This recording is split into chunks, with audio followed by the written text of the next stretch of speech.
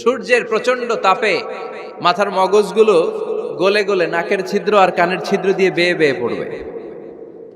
হুফাতান উরাতান মুশাতান গুরলা, পায়ে দেওয়ার মতো কারো জুতা থাকবে না। আজকে যে বাটা জুতা পরে আসছেন, অ্যাপেক্সের জুতা, কিয়ামতের দিন জুতা থাকবে পায়ে, গায়ে জামা থাকবে না। Everyone will stand up as naked.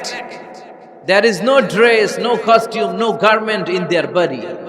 দেহে কোনো পোশাক নাই, পেটে খাবার নাই, পায়ে জুতা নাই, সূর্যটা মাথার কাছে, তৃষ্ণায় জিহ্বাটা বের হয়ে নাভি পর্যন্ত ঝুলতে থাকবে।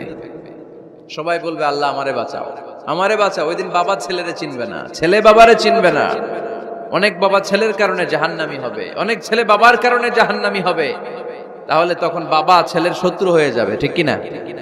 তাহলে কোরআন সাধারণত বলল কিছু কিছু জিনিসের প্রতি মানুষের আকাঙ্ক্ষা জনমভর, এর মধ্যে অন্যতম হলো সন্তান সন্ততি। এই সন্তান কখনো হয়ে যায় জিনা মানে সৌন্দর্য, আবার এই সন্তান কখনো হয়ে যায় ফিতনা মানে পরীক্ষা, আবার এই সন্তান কখনো হয়ে যায় আদুয়া মানে শত্রু, ঠিক কিনা?